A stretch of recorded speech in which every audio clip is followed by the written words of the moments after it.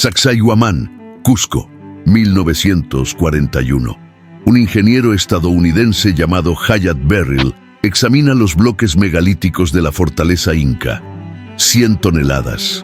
Algunos pesan más. Encajados con precisión que no deja pasar ni una hoja de papel. Sin mortero, sin herramientas metálicas avanzadas. Y Verrill, con décadas de experiencia en construcción, escribe algo que su editor intentará censurar. Estos bloques no fueron colocados por métodos que conocemos. Las marcas en la piedra no coinciden con ninguna herramienta humana que exista o haya existido. Y la precisión es tal que nuestras máquinas modernas apenas podrían replicarla. Alguien con tecnología superior estuvo aquí y enseñó a los incas. O los incas eran solo los cuidadores de algo construido mucho antes por seres que no eran de este mundo. El artículo fue rechazado por todas las revistas académicas. Verrill murió en 1954 con reputación arruinada, pero sus notas sobreviven, y en ellas documentó algo que arqueólogos peruanos conocen pero rara vez admiten públicamente. Hay marcas en las piedras de Sacsayhuamán que no deberían existir, símbolos que no son incas, técnicas de corte que desafían tecnología del bronce, y patrones que solo tienen sentido si miras desde el cielo, como si quien diseñó estas estructuras volaba o venía de arriba. Vamos a comenzar, pero antes dime desde qué ciudad estás viendo este video. Queremos que llegue al mayor número de personas posible para que puedan reflexionar y conocer las historias de las civilizaciones antiguas. Y eso solo es posible si dejas tu like en este video. No lo dejes para después. Deja tu like ahora mismo. ¿De acuerdo? Ahora sí. Comencemos. Capítulo 1. El problema que ningún ingeniero puede resolver. Cada año, miles de turistas visitan Sacsayhuamán, toman fotos, escuchan guías y regresan a casa pensando que vieron fortaleza inca impresionante. Lo que no les dicen es que ni siquiera los ingenieros modernos pueden explicar cómo fue construida. El bloque más grande pesa aproximadamente 200 toneladas. Para moverlo necesitarías maquinaria pesada, grúas hidráulicas, plataformas de transporte especializadas. Los incas tenían cuerdas y fuerza humana, nada más. La explicación oficial: usaron miles de trabajadores, arrastraron los bloques sobre rodillos de madera, usaron rampas de tierra para elevarlos. El problema: las matemáticas no funcionan. Para mover bloque de 200 toneladas sobre rodillos, necesitas superficie perfectamente plana. Los Andes no son planos, son montañas escarpadas, y calcular cuántos hombres necesitas para arrastrar ese peso cuesta arriba. Incluso con cuerdas perfectas llegas a números imposibles. Miles de personas no caben físicamente alrededor de un solo bloque. Las rampas tampoco funcionan. Para alcanzar altura necesaria, con pendiente que humanos puedan transitar, la rampa tendría que extenderse kilómetros. No hay evidencia de rampas así. Y si las hubiera construido, habrían requerido más trabajo que la construcción misma. Pero el verdadero misterio no es solo el peso, es la precisión. Los bloques están encajados de forma que superficies curvas de uno se ajustan perfectamente a superficies curvas de otro. No son bloques rectangulares simples, son formas tridimensionales complejas, cada uno único. Y todos encajan como rompecabezas tridimensional, sin espacio entre ellos. Para lograr eso, necesitas no solo cortar la piedra con precisión, necesitas planificar cada pieza antes de tallarla, necesitas modelo tridimensional completo en tu mente o en computadora.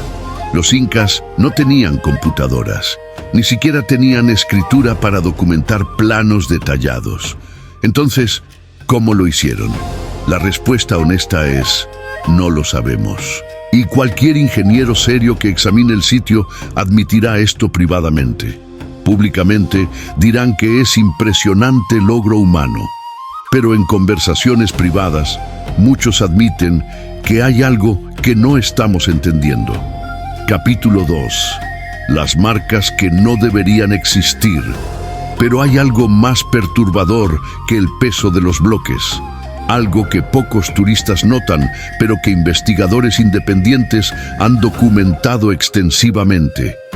Las marcas de corte. Las herramientas dejaron rastro. Y ese rastro no coincide con tecnología de la edad de bronce. Cuando cortas piedra con herramientas manuales de bronce y piedra, dejas marcas específicas, rayas, irregularidades, superficie ligeramente ondulada. Los canteros experimentados pueden identificar qué herramienta se usó solo mirando las marcas. Pero algunos bloques en Sacsayhuamán tienen superficies que parecen cortadas con sierra moderna, perfectamente planas, sin irregularidades. Y lo más extraño, tienen marcas que parecen ser de corte térmico, como si algo extremadamente caliente hubiera derretido la piedra momentáneamente. El investigador peruano Alfredo Gamarra documentó esto en los años 80. Fotografió cientos de bloques mostrando estas anomalías. Cuando presentó sus hallazgos a comunidad arqueológica, fue ridiculizado. Le dijeron que estaba viendo lo que quería ver, que eran efectos de erosión natural. Pero Gamarra era cantero profesional antes de ser investigador. Había trabajado con piedra durante décadas. Sabía distinguir entre erosión y corte intencional. Y insistió hasta su muerte en 2002 que algunos bloques muestran evidencia de tecnología que no existía en época inca. Hay otro detalle perturbador. Algunos bloques tienen agujeros perfectamente redondos, como si hubieran sido taladrados, pero los taladros manuales antiguos dejan marcas espirales características.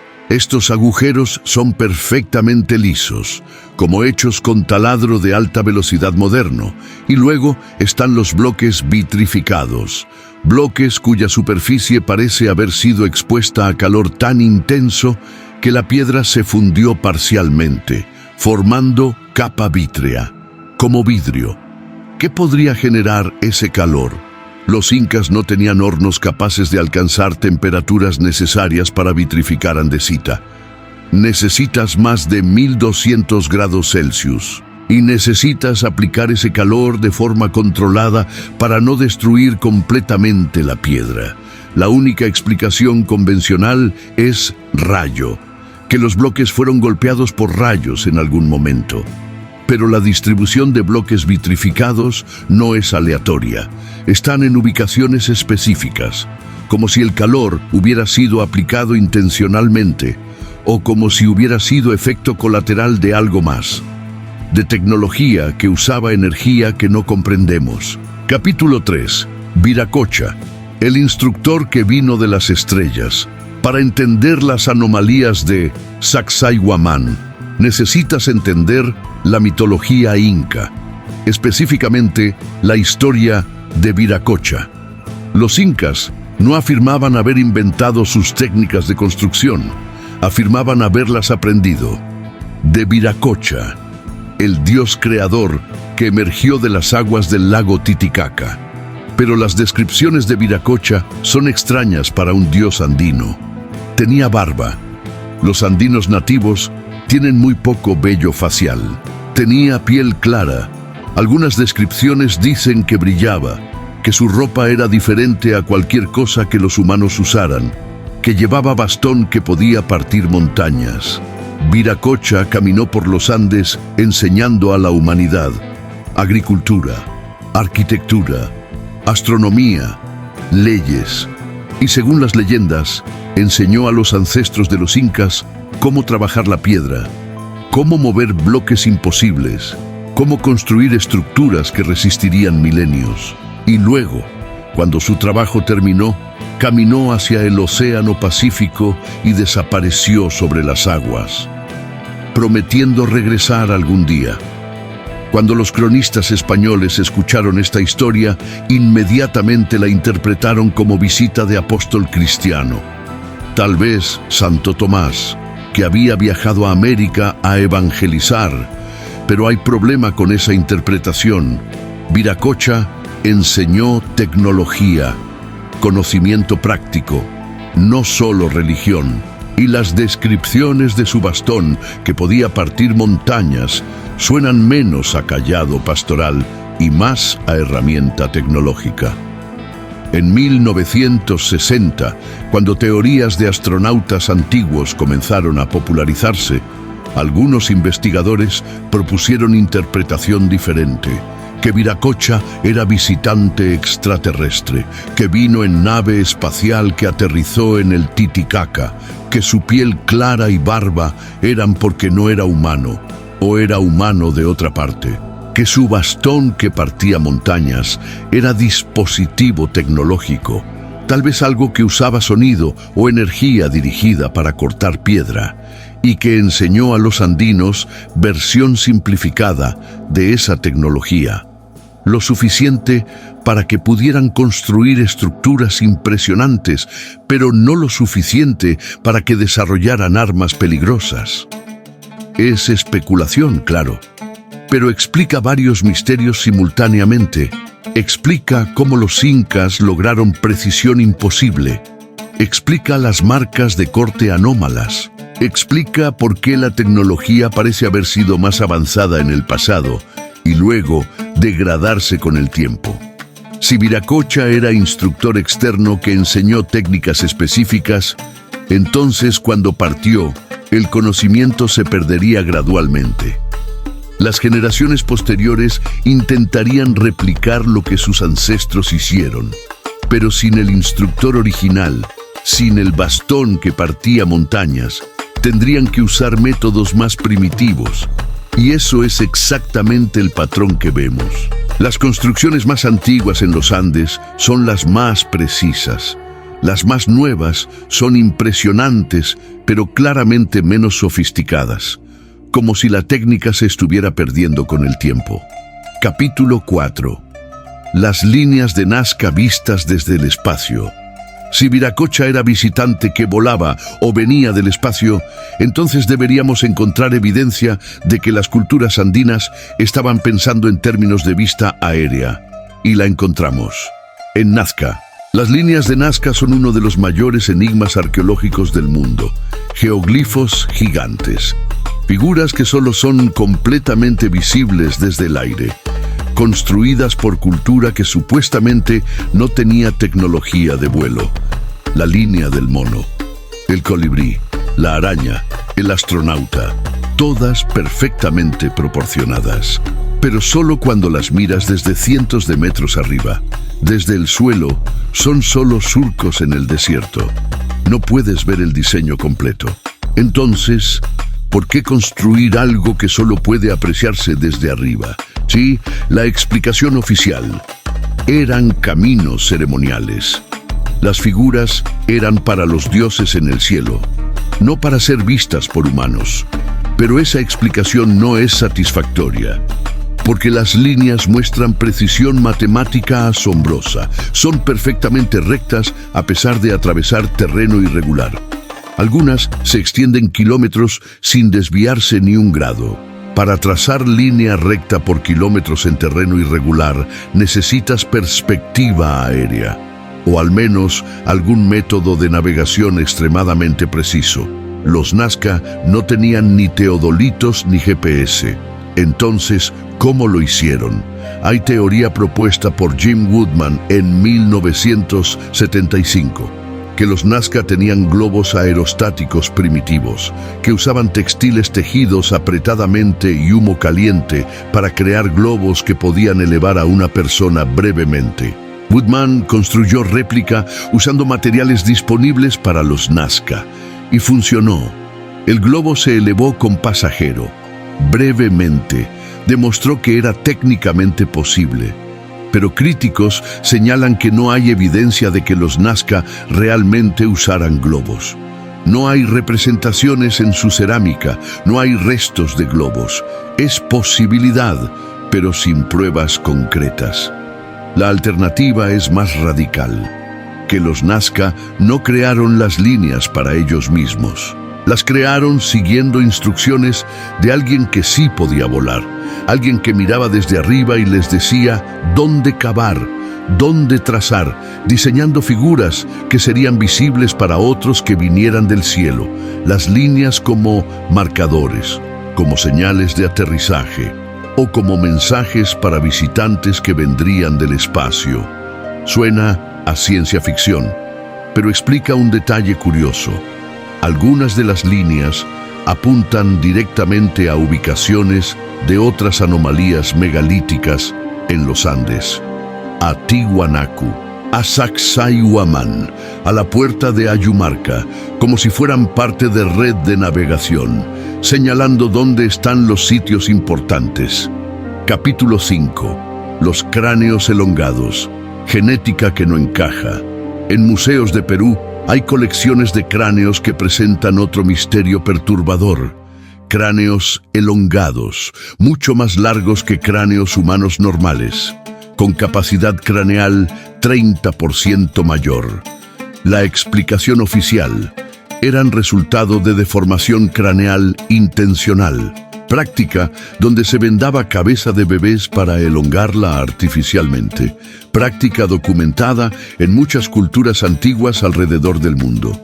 Y es cierto que muchos cráneos elongados son resultado de esa práctica, pero hay subconjunto de cráneos que presenta características diferentes, características que los distinguen de deformación artificial. Los cráneos deformados artificialmente mantienen mismo volumen que cráneo normal, solo cambian de forma. Pero algunos cráneos de Paracas tienen volumen significativamente mayor, 30% más grande. No puedes lograr eso con vendas. Eso es diferencia estructural. También tienen diferencias en suturas craneales, en número de placas que forman el cráneo. Los cráneos humanos normales tienen cierto número de placas que se fusionan con la edad. Algunos de estos cráneos elongados tienen configuración diferente, menos placas, o placas fusionadas de forma distinta. En 2014, laboratorio en Estados Unidos analizó ADN de varios de estos cráneos anómalos. Los resultados nunca fueron publicados formalmente en revista científica, pero el director del laboratorio dio entrevista diciendo que encontraron anomalías genéticas que no encajan completamente con poblaciones humanas conocidas. Cuando se le preguntó qué significaba eso, se retractó. Dijo que probablemente era contaminación de las muestras, que necesitaban hacer más pruebas. Las pruebas adicionales nunca se realizaron, o al menos nunca se publicaron. ¿Qué eran estos seres? Hay tres posibilidades principales. Primera, eran humanos normales con deformidades genéticas raras, condiciones que causaban crecimiento craneal anormal. Y por alguna razón, estas condiciones eran más comunes en ciertas poblaciones andinas. Segunda, eran humanos que practicaban deformación extrema, y las diferencias genéticas reportadas eran error o contaminación como el laboratorio sugirió. Tercera, eran algo más, híbridos, resultado de mezcla entre humanos y algo más, visitantes que se aparearon con población local, dejando descendencia con características genéticas inusuales. Esta tercera opción es la que investigadores de astronautas antiguos proponen, que los hijos de las estrellas que las leyendas mencionan no solo enseñaron a humanos, se mezclaron con ellos, y estos cráneos elongados son evidencia física de esa mezcla. Es teoría controversial. Sin pruebas genéticas concluyentes permanece especulación, pero los cráneos existen y presentan anomalías que nadie ha explicado satisfactoriamente. Capítulo 6. Tiwanaku, la ciudad que no debería existir. Si quieres entender la conexión extraterrestre inca, necesitas ir más atrás, antes de los incas, a Tiwanaku. Tiwanaku es ciudad en ruinas cerca del lago Titicaca. Según cronología oficial, fue construida entre 500 y 1200 después de Cristo. ciudad impresionante de cultura preinca. Pero hay problema con esa datación. Tiwanaku muestra características que sugieren ser mucho más antigua, posiblemente miles de años más antigua. Primero, hay evidencia geológica de que la ciudad estuvo bajo agua en algún punto. Hay líneas de sedimentación en los bloques, marcas de erosión acuática, como si el lago Titicaca hubiera sido mucho más grande en el pasado y hubiera cubierto parcialmente la ciudad. Los geólogos que han estudiado el Titicaca dicen que el lago estuvo a ese nivel hace aproximadamente 12.000 años. Al final de la última era glacial, cuando el hielo se derritió, el lago era mucho más grande. Luego retrocedió gradualmente a su nivel actual. Si Tiwanaku muestra evidencia de haber estado parcialmente sumergida, entonces debe haber sido construida antes de que el lago retrocediera, lo que la haría extremadamente antigua. Segundo, la Puerta del Sol. Ese monolito masivo cubierto de símbolos astronómicos. Los símbolos marcan ciclos solares, lunares y de Venus. Pero también, según algunos investigadores, marcan ciclo de precesión. La precesión es bamboleamiento del eje terrestre que toma aproximadamente 26.000 años en completarse. Para conocer ese ciclo, necesitas observación astronómica continua durante miles de años. Ninguna civilización documentada ha existido tanto tiempo ininterrumpidamente, a menos que Tiwanaku sea mucho más antigua de lo que pensamos, o a menos que heredara conocimiento astronómico de civilización aún más antigua. Y luego está Puma Punku, ese sitio imposible con bloques cortados con precisión que desafía herramientas de la época, con ranuras modulares, con evidencia de que fue destruido catastróficamente, como si explosión lo hubiera destrozado. Arthur Poznański, arqueólogo que dedicó su vida a estudiar Tiwanaku, propuso en los años 30 que la ciudad tenía al menos 12.000 años, basándose en alineaciones astronómicas, en orientación de estructuras que solo funcionan si las miras desde perspectiva de cielo hace miles de años, cuando oblicuidad de eje terrestre era diferente. Sus teorías fueron rechazadas, demasiado radicales, pero nunca fueron refutadas completamente. Y cada vez más, evidencia sugiere que tenía razón sobre la antigüedad extrema del sitio. Si Tiwanaku tiene 12.000 años, eso la coloca contemporánea con Göbekli Tepe en Turquía, con construcciones megalíticas más antiguas del mundo. Sugiere que hubo civilización avanzada global hace más de 10.000 años. Civilización que construyó estructuras monumentales en múltiples continentes y luego desapareció en cataclismo. Y si esa civilización tenía ayuda externa, si visitantes extraterrestres estaban involucrados en enseñar o guiar, entonces Tiwanaku sería evidencia física de esa intervención. Capítulo 7. Las piedras que brillan. Hay fenómeno reportado en varios sitios megalíticos andinos que rara vez aparece en literatura arqueológica oficial, pero que lugareños conocen bien: las piedras que brillan. En ciertas noches del año, especialmente durante solsticios y equinoccios, algunos bloques en Sacsayhuamán emiten luz tenue, fosforescencia, como si la piedra estuviera cargada con alguna forma de energía. Los escépticos dicen que es ilusión óptica, reflejo de luna, o líquenes bioluminiscentes creciendo en la piedra. Pero hay testimonios de ingenieros y geólogos que han presenciado el fenómeno y no pueden explicarlo con causas naturales obvias. La luz no es reflejo, proviene de dentro de la piedra y no está distribuida uniformemente. Solo ciertos bloques brillan, y solo en momentos específicos. Hay teoría propuesta por investigador brasileño Fábio Santos en 2010, que los bloques contienen cristales de cuarzo en su matriz mineral. y que estos cristales pueden almacenar energía piezoeléctrica cuando son sometidos a presión. Los bloques masivos de Sacsayhuamán están bajo presión constante debido a su propio peso. Esa presión podría cargar los cristales durante el día.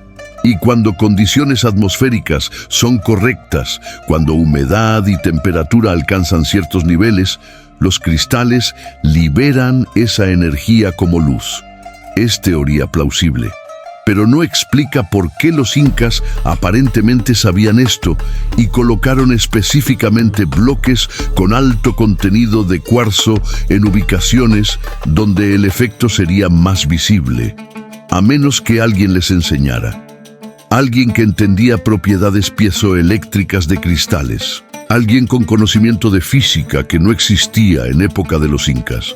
Los antiguos alienígenas teóricos proponen que los visitantes extraterrestres usaban estos cristales como parte del sistema de comunicación, que las piedras que brillan eran marcadores, señales, que se activaban en momentos específicos para indicar algo, tal vez ubicaciones de aterrizaje o sincronización con eventos astronómicos importantes. Suena fantástico, pero no más fantástico que la precisión imposible de los bloques, que las marcas de corte anómalas, que todas las otras anomalías que no podemos explicar.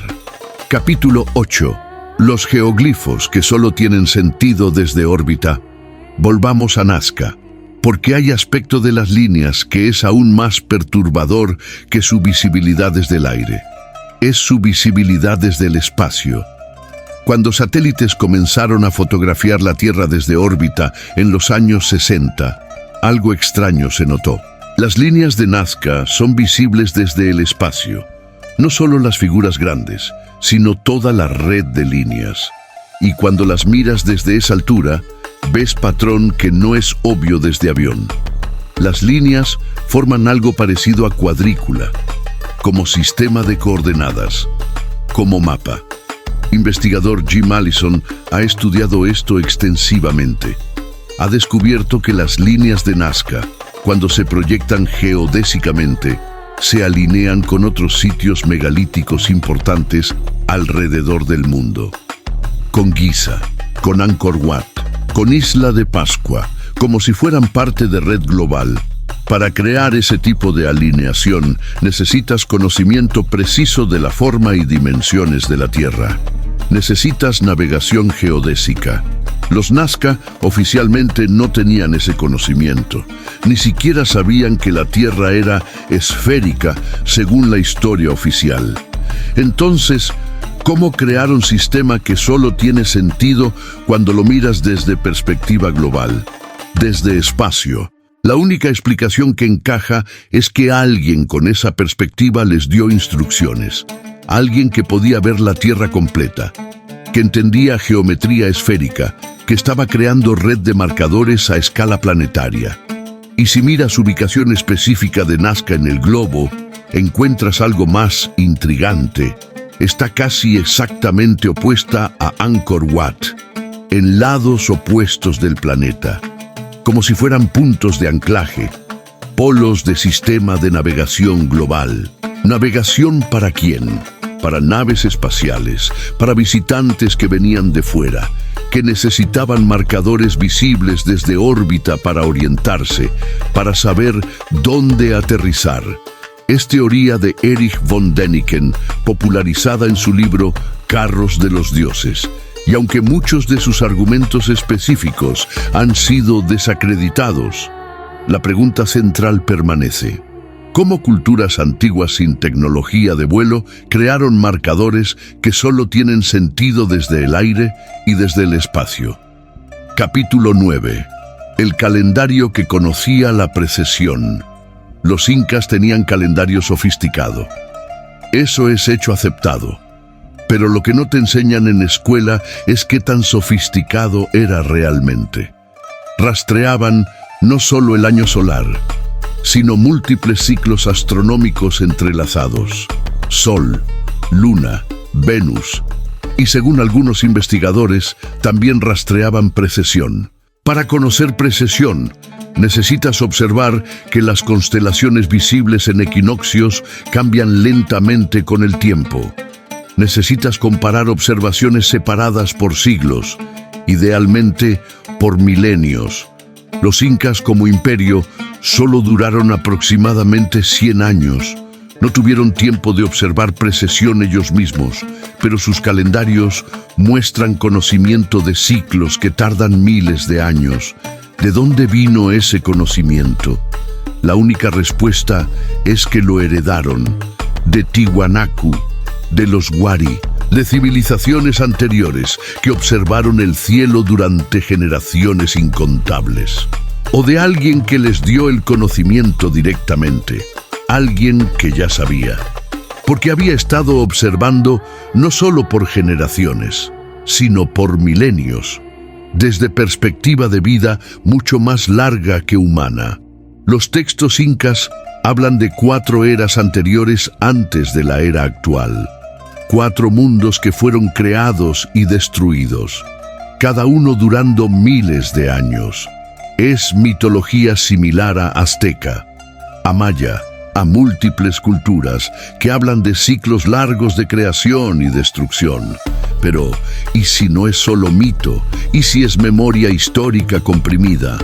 Memoria de civilizaciones que realmente existieron durante esos ciclos largos, que observaron los cielos durante milenios, que acumularon conocimiento astronómico preciso y que luego fueron destruidas en cataclismos, dejando solo fragmentos de conocimiento que los sobrevivientes transmitieron oralmente hasta que finalmente fue registrado en calendarios y monumentos. Si visitantes extraterrestres estuvieron involucrados, habrían tenido ese conocimiento de precesión, porque para ellos viajar entre estrellas requiere navegación astronómica extremadamente precisa. Requiere entender ciclos largos. Requiere mapear cielo con precisión que humanos solo hemos logrado con tecnología moderna. Y si compartieron ese conocimiento con culturas antiguas, explicaría cómo calendarios tan precisos surgieron aparentemente de la nada en múltiples culturas sin conexión documentada. Capítulo 10. Los metalurgistas que no deberían poder fundir platino. Aquí hay anomalía que pocos conocen. Los incas trabajaban platino. Platino es metal extremadamente difícil de fundir. Requiere temperaturas de aproximadamente 1700 grados Celsius. Eso es más caliente que lo que hornos de carbón tradicionales pueden alcanzar. Los europeos no lograron fundir platino hasta el siglo XVIII. Requirió desarrollo de hornos industriales especializados. Pero arqueólogos han encontrado objetos de platino en tumbas pre-incas e incas. Joyas, ornamentos, trabajados con técnica que requiere haber fundido el metal. ¿Cómo? La explicación oficial es que usaban técnica de sinterización, donde calientas polvo de metal hasta que las partículas se fusionan sin alcanzar punto de fusión completo. Técnica compleja pero posible con hornos de carbón. Pero algunos objetos de platino muestran características que sugieren fusión completa, no sinterización, metal que fue completamente líquido y luego solidificado. Para lograr eso sin hornos industriales modernos, necesitarías fuente de calor extremadamente concentrada, algo como soplete de oxiacetileno. Pero eso requiere química que los incas no tenían, a menos que tuvieran ayuda. A menos que alguien les mostrara cómo concentrar calor de formas que no requerían tecnología compleja. Tal vez usando espejos parabólicos para concentrar luz solar, o tal vez usando algo más exótico que no hemos considerado. Hay leyenda en la región de Cusco sobre sacerdotes que podían hacer que las piedras se derritan con solo mirarlas, que tenían dispositivos que concentraban poder del sol en punto tan pequeño y tan caliente que la roca misma se fundía. Los académicos lo descartan como hipérbole mítica, pero ¿y si es descripción literal de tecnología real? de dispositivos que podían generar calor extremo usando principios que no entendemos. Si visitantes extraterrestres quisieran enseñar metalurgia avanzada sin dar tecnología peligrosa, darían dispositivos específicos. Herramientas que funcionan pero que los humanos no pueden replicar sin entender principios subyacentes. Y cuando esas herramientas se pierden o rompen, el conocimiento se pierde con ellas. Eso explicaría por qué la metalurgia inca era tan avanzada en ciertos aspectos, y luego esa capacidad desapareció después de la conquista.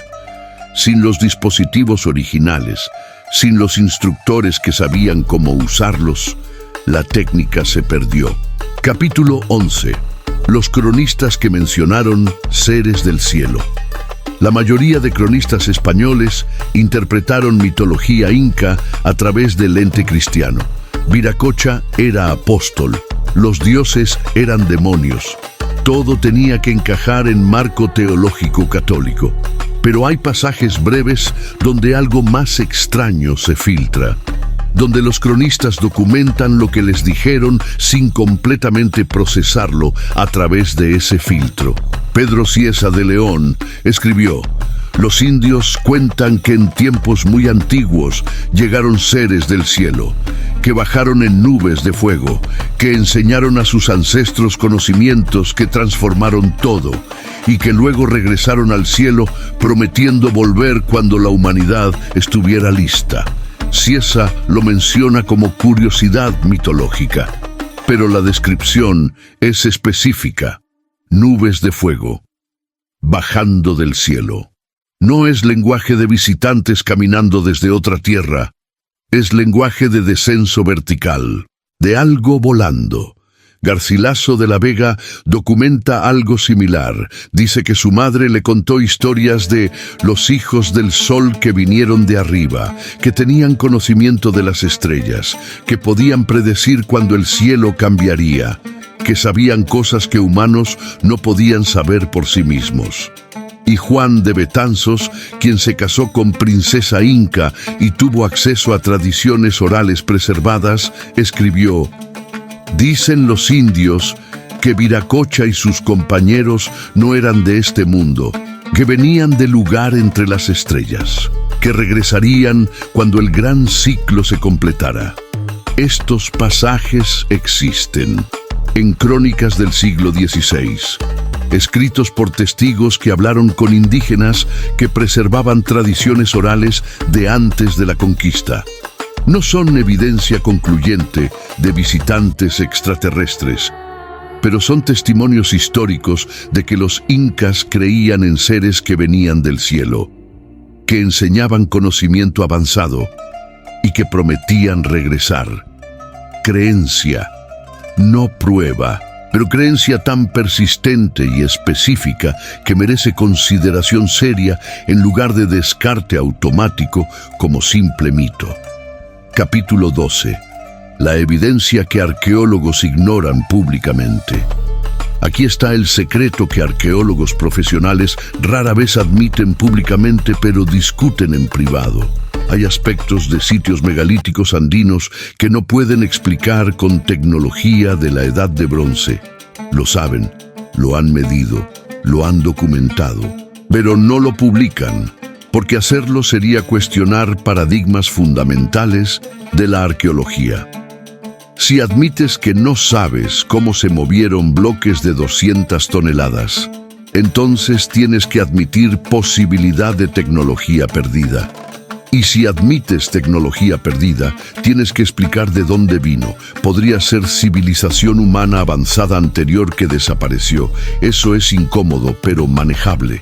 Reescribes cronología. Aceptas que hubo civilización sofisticada antes de lo que pensábamos. Pero si la tecnología era tan avanzada que excede capacidad de cualquier civilización humana conocida, entonces tienes que considerar intervención externa. Y ahí es donde la mayoría de académicos trazan línea, porque aceptar intervención extraterrestre en desarrollo humano antiguo abre cuestionamientos sobre evolución cultural, sobre progreso lineal, sobre narrativas fundamentales de cómo la humanidad se desarrolló.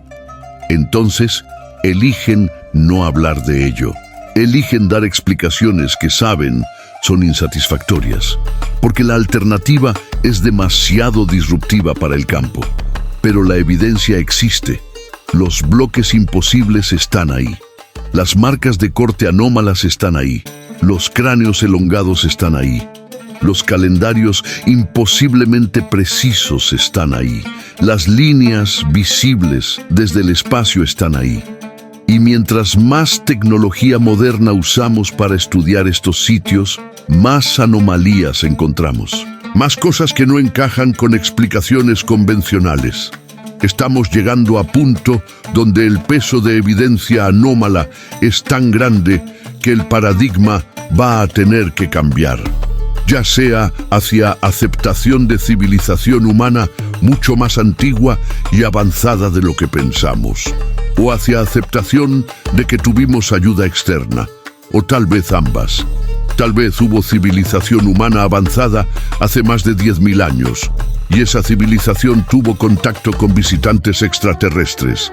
Aprendieron de ellos, construyeron maravillas con ese conocimiento, y luego fueron destruidos en cataclismo, dejando solo fragmentos que culturas posteriores intentaron preservar sin entenderlos completamente. Capítulo 13. La pregunta que cambia todo. Terminamos donde comenzamos, con pregunta simple pero profunda. ¿Cómo movieron bloques de 200 toneladas por montañas? ¿Cómo cortaron andesita con precisión que requiere herramientas de acero endurecido? ¿Cómo crearon líneas perfectamente rectas por kilómetros que solo tienen sentido desde el aire? ¿Cómo conocían ciclos astronómicos que requieren observación durante milenios? ¿Cómo fundieron platino sin hornos industriales? Las respuestas convencionales no funcionan. Las matemáticas no cuadran. La tecnología disponible no explica los resultados. Y cuanto más estudiamos estos sitios con tecnología moderna, más claro se vuelve que algo falta en nuestra comprensión. Hay 3 posibilidades principales. Primera, los humanos antiguos eran mucho más ingeniosos de lo que les damos crédito. Desarrollaron técnicas que hemos perdido. Técnicas que funcionaban, pero que no dejaron rastro claro porque usaban materiales orgánicos que se descompusieron. Esta es la posición más conservadora. Y es posible, pero requiere que aceptemos que civilización de la Edad de Bronce logró cosas que nosotros con tecnología moderna apenas podemos replicar. Segunda, hubo civilización humana avanzada hace más de 10.000 años, que tenía tecnología equivalente o superior a la nuestra, que construyó estructuras monumentales globalmente y que fue destruida en cataclismo. Los incas heredaron fragmentos de ese conocimiento. Esta exposición de arqueología alternativa, cada vez más, evidencia la apoya, pero requiere reescribir cronología completa de civilización humana. Tercera, visitantes extraterrestres intervinieron en desarrollo humano antiguo, enseñaron conocimiento, proveyeron herramientas, guiaron construcción de estructuras que servirían como marcadores, y luego partieron, dejando a humanos con capacidad de mantener, pero no de replicar completamente. Esta es la posición de teoría de astronautas antiguos, la más controversial, pero la que explica más anomalías simultáneamente. La verdad probablemente es combinación. Probablemente hubo civilización humana más avanzada de lo que pensamos, y probablemente tuvieron contacto con algo externo, visitantes, instructores, seres de las estrellas que las leyendas describen consistentemente a través de culturas. No es prueba definitiva. No tenemos nave espacial estrellada. No tenemos artefacto tecnológico inequívocamente extraterrestre. Solo tenemos evidencia circunstancial. Pero es mucha evidencia, acumulándose, apuntando en misma dirección. Y las leyendas son consistentes. Los hijos de las estrellas vinieron, enseñaron, partieron y prometieron regresar. Tal vez ya regresaron y no nos dimos cuenta. O tal vez están por regresar. Cuando la humanidad esté lista, cuando hayamos crecido lo suficiente, cuando el ciclo se complete, los calendarios mayas, aztecas e incas, todos apuntan a nuestro tiempo, a transición de eras, a período de transformación, y todos mencionan retorno de Kukulcán, de Quetzalcóatl, de Viracocha. ¿Qué si esas profecías son literales? ¿Qué si los instructores realmente prometieron regresar en tiempo específico? ¿Y qué si ese tiempo es ahora? No lo sabemos, no podemos saberlo, pero las piedras permanecen, esperando, guardando secretos que apenas comenzamos a descifrar. Y tal vez, cuando finalmente entendamos cómo fueron construidas, entenderemos también quiénes realmente somos y de dónde realmente venimos. Dale like si crees que hay más en la historia inca de lo que nos enseñaron. Y dime en los comentarios, ¿crees que los incas tuvieron ayuda extraterrestre o lograron todo con ingenio humano puro? Si este episodio te mostró evidencia que cuestiona historia oficial, compártelo. Suscríbete al canal y activa las notificaciones para más misterios antiguos, tecnologías perdidas y preguntas que la arqueología convencional no quiere responder. Y recuerda, Sacsayhuamán está ahí, con sus bloques de 200 toneladas encajados perfectamente. Las líneas de Nazca están ahí, visibles desde el espacio. Los cráneos elongados están en museos. Las leyendas de Viracocha están en crónicas del siglo XVI y ninguna explicación convencional abarca todo satisfactoriamente. Entonces tal vez, solo tal vez, es tiempo de considerar seriamente lo que las leyendas siempre dijeron: que no estuvimos solos, que tuvimos maestros, que vinieron de las estrellas y que algún día regresarán.